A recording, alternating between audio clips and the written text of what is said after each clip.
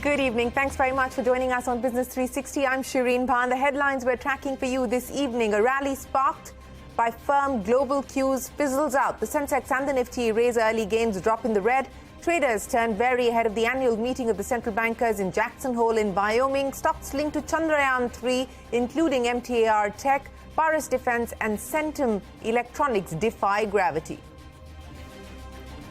Block deals rule the market. Transactions worth over 10,000 crore rupees closed in a single day as promoters and private equity investors continue to liquidate their holdings. The largest deal saw Bearing PE sell a 27% stake in Coforge for around 8,000 crore rupees. Qatar's 8,000 crore rupee investment in Reliance Retail pushes the company's valuation to $100 billion. That is double the valuation the company commanded just 3 years ago. Reasons include an addition of over 30 million square feet of retail real estate, over 30% growth in revenue and more than 14 acquisitions. SpiceJet flies into stormy weather at the Delhi High Court. Its plea seeking a waiver for the interest payment due to Kalanithy Maran is rejected. In a separate matter, the High Court directs the airline to pay 100 crore rupees to Maran by the 10th of September. SpiceJet says it will honour the order. TVS doubles down on its EV bet with the launch of the X with a price tag of 2.4 lakh rupees. Showroom plans to produce 30,000 scooters annually, expects to begin exports next year. Sudarshan Venu tells CNBC-TV18 a bulk of its FY24 capex will go towards its EV portfolio. The National Medical Commission says doctors cannot prescribe Schedule X drugs, which include cancer drugs, to patients via tele-consultation. Restricts such prescriptions to drugs used for common ailments, and those that are available over the counter can be prescribed through tele-consultation, though. Heavy rains and landslides in Himachal killed 12 people in the last 48 hours. The Met Department issues a red alert for the next 2 days. Multiple buildings collapse in Kullu. Search operations underway. Russia's aviation agency claims that private military contractor Wagner Group's chief, who led an unsuccessful coup against Russian President Putin, and 9 others have died in a plane crash. The cause of the crash is not clear yet. The 5-nation BRICS group is set to expand after 13 years. Saudi Arabia, Iran, UAE, Argentina, Egypt and Ethiopia have been invited to join the bloc from January next year. Prime Minister Modi says the expansion will make the BRICS stronger. With the first 2 matches drawn, Indian chess prodigy Pragnananda and world champion Magnus Carlsen are set to engage in a tiebreaker in the finals of the WorldCup. The tiebreak will see 4 rapid matches of 25 minutes each with a 10-second increment per move.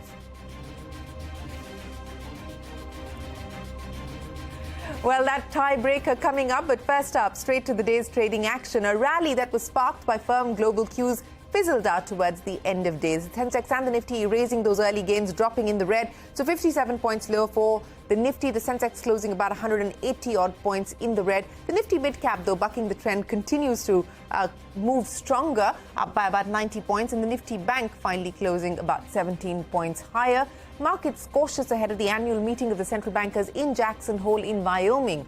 Now, the Sensex and the Nifty ended a 0.25% lower, as we pointed out, slipping from their intraday highs. But stocks that were linked to Chandrayaan-3, which include MTAR Tech, Paris Defense and Centum Electronics, have defied gravity and rallied anywhere between 3 and 8%. So you can take a look at those rates on your screens. These stocks have added nearly 1,100 crore rupees to their combined market cap over the last few trading sessions. So that is the kind of gravity-defying move that we've seen, the rub-off effect of Chandrayaan-3. Now, the Indian market has witnessed an unprecedented amount of selling by promoters that's worth a whopping $10 billion in the year so far. According to investment banking sources, this trend is expected to continue in the near term. In fact, block deals worth 10,700 crore rupees got executed just today. Nimesh is standing by now with the details. Nimesh, big block deals on the Lal Street. What exactly is going on? Well, it is indeed unprecedented, right? $10 billion of stake sale from promoters and private investors in 2023 alone. And in a single day today, there were blocks worth 10,700 crores, which is $1.3 billion got executed across multiple blocks. So there were large blocks. I'll start with Coforge first. That was a big block today. 26% of the company's equity got changed hands. The Bearings private equity was a seller in today's block, huge block. They've raised close to 8,000 crores in a single block today. So Multiple buyers today, but again, there was a large block in Coforge today. So that was the first big block deal. The second one was Manappuram Finance. Again, a large block. 9.9% of the company's equity got changed hands. I understand private equity investor, which is backed by Apex Partners. They were the sellers in today's block. So it's technically a clean-out trade from the private equity. And in terms of buyers, there are multiple buyers in this particular block as well. But again, there it was a deal worth close to 1,400 crores. So that was another large block deal. The third one was Max Financials. Even in Max Financial, there was a block of close to 3.5% equity changing hands. I understand the promoter entity was a seller in today's block, so the disclosures will be important in that as well. Even that block was worth close to 1,000 crore rupees. The fourth one was RBL Bank. Even in RBL Bank, there was a block close to 1.7% equity changing hands. I understand from a seller perspective, and FI was a seller in today's block, and there could be some multiple domestic mutual funds who were buyer in this block. That was worth close to 235 crore rupees. So these were what got executed today. But if you look at in the very recent history, some very large blocks got executed right on the exchanges. The one which stood out is SGS Enterprises, a large block. 30% of the company's equity was sold by private equity investors, and they raised close to 540 crore rupees. The one large block was Adani Power. The promoter entity sold nearly 8% to GQG, and they raised 8,000 crores in a single day, selling that 8% stake worth 9,000 crores. And the last but not the least was Interglobe Aviation. Even there, Ganwal family sold 4%. There is another 2,800 crores by a block deal. So, again, the feedback is, while we are seeing a lot of block deals from promoters and PE investors, looks like the trend is going to continue. And the overall feedback is there is still a lot of supply coming in terms of blocks where the private equity are going to be a large sellers. Well, the momentum likely to continue when we speak of block deals and a large chunk being done just today. Nimesh, many thanks for joining us. Now, the Delhi High Court has rejected SpiceJet's plea seeking that interest burden be paid to Kalanthi Maran. So the court has not given that waiver as was being sought. In a separate matter, the court has also directed SpiceJet to pay Maran 100 crore rupees by the 10th of September. Let's go across to Ashmit now. He's standing by with more. Ashmit, trouble continues there for SpiceJet, but so far, they continue to appeal order after order. So where does this now leave this matter? Well, the window is closing down and SpiceJet is having to comply with various portions. At least that's the version that we're getting from the High Court in the first case. The first case was particularly about the SpiceJet challenging the arbitral award, challenging the application of the interest burden of 18%. Now, that may seem small, but over the years that has added up to, as per Maran's claims, has added up to north of 390 crore rupees. Now, SpiceJet said that they hadn't paid the amount so far because, one, they're contesting it on legal grounds. Two, they said that there's unavailability of funds, there's a cash crunch, there's a larger problem brewing in the aviation space. They also invoked the bankruptcy law, interestingly, pointing out that if the company is pushed into bankruptcy, Maran's being operational creditors will anyways not get much. The Delhi High Court, however, was not impressed. It said that the Supreme Court has previously held that the entire arbitral award is payable and therefore its hands are tied. It cannot grant any relief. That was the first setback.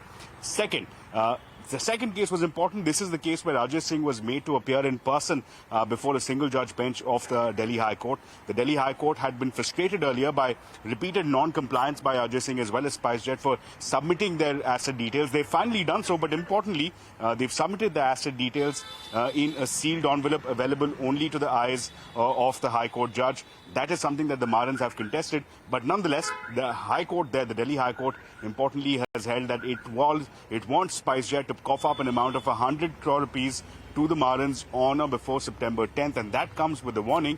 The High Court warning being that if this amount is not paid within the stipulated time, it will proceed with attaching assets of SpiceJet as well as Ajay Singh. Now, later, we understand SpiceJet has issued a statement. SpiceJet has said that, number one, they acknowledge the High Court order, and number two, that they will comply with that payment deadline of September 10th for 100 crore rupees. Back to you. Ashmit, many thanks for joining us. We will, of course, be tracking this very closely. Now, the government might fall short of its disinvestment target of 51,000 crore rupees for the current fiscal year. Remember, it was already a number that was cut down quite significantly in the budget. Sources have told CNBC-TV18 that the shortfall could be on account of the delay in the IDBI bank stake sale. That's likely to now go through only in the next fiscal year. That's the expectation. Of course, there is no official comment one way or the other from the government. TVS Motor Company has unveiled X, its premium e-scooter, which starts at a price of nearly 2.5 lakh rupees. The scooty has a wide range of digital and connected features, including an EV charger mapping mechanism. Speaking exclusively to CNBC-TV18 on the sidelines of the launch, MD Sudarshan Venu said that a bulk of TVS's capex this fiscal will go towards electric vehicles. I think exports is picking up again, and so in the next 3 to 5 years, hopefully we'll have over 50% from outside India. But I think it's important to highlight, Parikshit, that the growth is here in India at the moment. I think you're also seeing the British government-funded electric racing Norton. So we are really looking at embracing electric mobility, and the bulk of our capex is going there. We see some growth in IC engines as well, India especially, and some other markets. And wherever we see opportunities, you'll see exciting launches there as well. Well, that's Sudarshan Venu there on TVS's electric plans. The National Medical Commission has said that doctors cannot prescribe Schedule X drugs, which include cancer drugs, to patients via teleconsultation. The Commission has notified that only drugs used for common ailments that are available over the counter can be prescribed through teleconsultation. The Union Government has asked the National Medical Commission to modify its rules, which penalizes doctors for failure to prescribe just generic drugs. The directive comes just days after the Indian Medical Association met with Health Minister Mansukh Mandavia. The two-day G20 Trade and Investment Ministerial meeting has kicked off in Jaipur. Union Commerce Minister Piyush Goyal says he's confident of a positive outcome. Netherlands Foreign Trade Minister told CNBC-TV18 that both the EU and Netherlands believe that there is a need for reforms within the WTO. We have several bilaterals, both with countries with whom we are engaged in free trade agreement negotiations, and with several other member countries or invitee countries. All the negotiations are very, very fruitful in progressing our trade interests, progressing our business interests, and I can assure you that they will lead to greater market access, lead to eliminating some of the trade barriers of trade. However, free trade agreement negotiations are long-drawn affairs and will take longer than a short meeting on the sidelines of the G20. The European Union, as well as the Netherlands, really believe that WTO reform is crucial, and we really have to reform the appellate body because we really need an open, rules-based trading system, because we can benefit on a worldwide scale. And I believe that trade, and especially when it comes to sustainable trade, can really benefit the whole world when it comes to prosperity and economic growth. Within the European Union, you have a lot of interests, and when you bring in India to the equation, you have even more interest. But what I believe is very important, that when we look at trade, we look at sustainable trade. Well, the trade ministers' meeting underway in Jaipur ahead of the G20 ministerial. The insurance regulator has approved a slew of amendments to the reinsurance regulations. Firstly, the minimum capital required for foreign reinsurance branches will be lowered to 50 crore rupees from 100 crore rupees earlier. The big voice from the banking sector, veteran banker Uday Kotak, says his next role, he wants to be a coach to nurture and contribute to the long-term well-being of the Indian financial sector and the Indian economy. Speaking about the banking sector, Kotak said it's important for banks to remain independent of business houses. He also doesn't expect any major consolidation in public sector banks in FY24. But what do you foresee specifically for the banking sector? You gave us a whole host of other sectors where we have seen a fair degree, some, because players have just exited the market. And we've seen that even as far as the aviation sector is concerned. But what do you believe you foresee for the banking sector specifically? And will you continue to play consolidator, a role that you have played previously? See, I think don't expect, especially in the public sector, anything major till 2024 middle. But beyond that, I mean, my view is maybe we need 4 or 5 large public sector banks.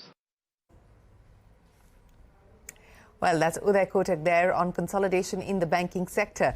The Food Safety and Standards Authority, the FSSAI, has clarified that the classification of single grain whisky will no longer encompass single malt whisky, blended malt whisky or blended grain whisky. Under the new directive, single malt whisky will be separately defined as a distillate derived from a fermented mash that only employs malted barley. The changes will come into effect from the 1st of March 2024. For the first time in 13 years, the BRICS group will add new members. South Africa, who joined the group in 2010, was the last new entrant. Argentina, Egypt, Ethiopia, Iran, Saudi Arabia and UAE will join the bloc under the first phase of expansion. Their membership will be effective from the 1st of January 2024. The BRICS nations also pledged to champion the needs and concerns of the people of the global south. Bharat का ये मत रहा है कि नए सदस्यों के जुड़ने से ब्रिक्स एक संगठन के रूप में मजबूत तथा हमारे सभी साझा प्रयासों को एक नया बल देने वाला होगा। इस कदम से विश्व के अनेक देशों का मल्टीपोलर वर्ल्ड ऑर्डर में विश्वास और सुदृढ़ होगा। China congratulates these countries and highly appreciate the efforts made by our chair, South Africa, and President Ramaphosa. The expansion is also a new starting point for BRICS cooperation. It will bring new vigor to the BRICS cooperation mechanism, further strengthen the force for world peace and development. The BRICS offers us a source of creative solutions for the challenges that we face. The relevance of the BRICS is confirmed by the growing interest of other countries demonstrate to join our grouping. Amongst the many results of the summit meeting of today, I could stress the enhancement of the BRICS, including new members. Well, BRICS leaders on the proposed expansion. Time for us to head into a break, but up next, Russia's aviation agency claims the Wagner Group's chief, who led an unsuccessful coup against Russian President Putin, has died in a plane crash. That and more when we return.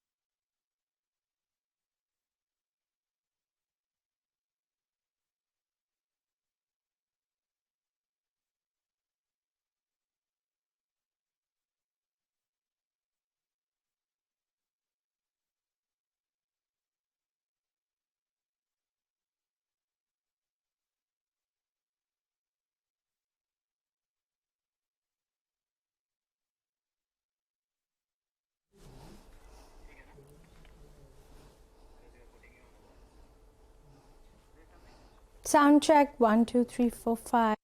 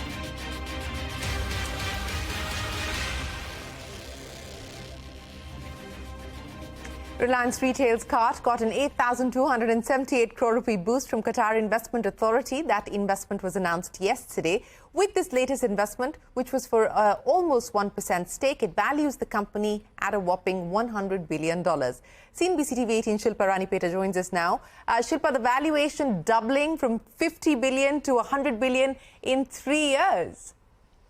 Well, an 8,278 crore investment from the Qatar Investment Authority has valued Reliance Retail at a whopping $100 billion.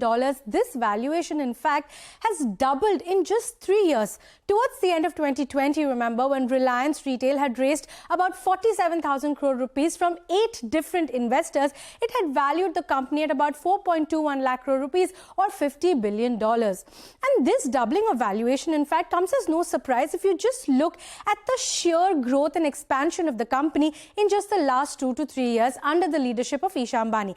Now, the company's revenues in FY23 grew about 30%. They grew about 26% in the previous fiscal. And in just 3 years, it has added about 5,000 new stores, over 30 million square feet of retail area across 20 different formats, taking the total count to over 18,000 stores in the country. But first, let's look at what this behemoth of a business even comprises.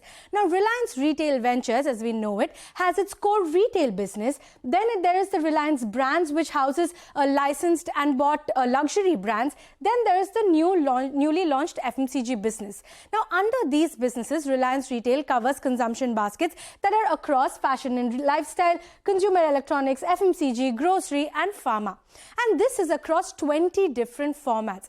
And most of these formats were added in just the last 2 to 3 years. Now, for instance, JioMart was announced in FY21. In FY22, we saw some ethnic stores. We saw a gourmet format under Fresh Pick. There was also a 7-Eleven, a convenience format. And then in FY23, saw some big forays as well. For instance, there was a foray into beauty through Tira. There was food through Petromanja. And also the B2B wholesale through the acquisition of Metro. Now, the biggest foray, however, was the FMCG business that it announced exactly a year ago under Reliance Consumer Products. Now, since then, the company has acquired a whole host of regional brands. It has also launched its own FMCG brand under independent spanning categories. Now, this entire expansion of the whole business has been through both the organic and the inorganic route. Now, if you look at a list of acquisitions and investments here, an exhaustive list, about 14 in just FY23, with some notable names like Metro, like I said. A few luxury brands also were acquired. In FY22, we saw Just Dial, then there was Dunzo also, and there were a whole host of more luxury brands. And then there was e-pharmacy player NetMeds, among others, in the year before that. Now, so there's that. It has grown to become India's largest retail player, and given the spread, there is no close competitor for Reliance Retail currently, and the expansion continues, making it an attractive proposition for any investors. All eyes now will be on the upcoming Reliance AGM for any further commentary on more value unlocking and possibly a timeline for an IPO. All right, Shilpa, appreciate you joining us here on CNBC-TV18. That is, of course, the standard disclaimer on our screens. A quick check of some of the other national headlines that we are tracking this evening. Heavy rains and landslides continue in Himachal Pradesh, killing 12 people in the last 48 hours. Several houses in Kullu caved in after a rain-triggered landslide in the area. The Met Department has issued a red alert, warning of imminent heavy to very heavy rainfall in the state over the next 2 days. The Supreme Court has dismissed a plea challenging the bail given to former Andaman and Nicobar Islands Chief Secretary Jitendra Narayan in a gang rape case. Narayan was granted bail by the Calcutta High Court in late February. The apex court has directed that the trial court expedite the proceedings. The global wrestling regulator has suspended the membership of India's Wrestling Federation for failing to conduct elections. This means Indian wrestlers will have to participate in the next month World Championship as neutrals and not under the national flag. Further, India's national anthem will not be played if the wrestlers bag medals. Global headlines. Russia's aviation agency has claimed that Wagner Group chief is among the 10 people who died in a private jet crash near Moscow. The cause of the crash is not known yet. Just 2 months ago, Prigozhin had led a mutiny against Russian President Vladimir Putin, only to abort it later. Japan has started releasing its first batch of treated radioactive water into the Pacific Ocean. China has called the move selfish and irresponsible and banned seafood imports from Japan. Japan has argued that the treated water was safe and was urgently needed to free up space at the crippled nuclear power plant.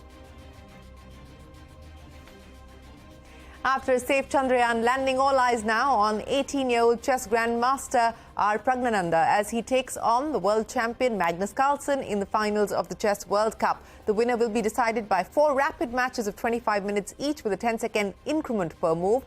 And that is what we are now going to be watching out for. So the best of luck to the young chess whiz. With that, it is time for us to wrap up this edition of Business 360. Thanks very much for watching. Do stay tuned. The news continues here on CNBC-TV18. We're back in a moment with more.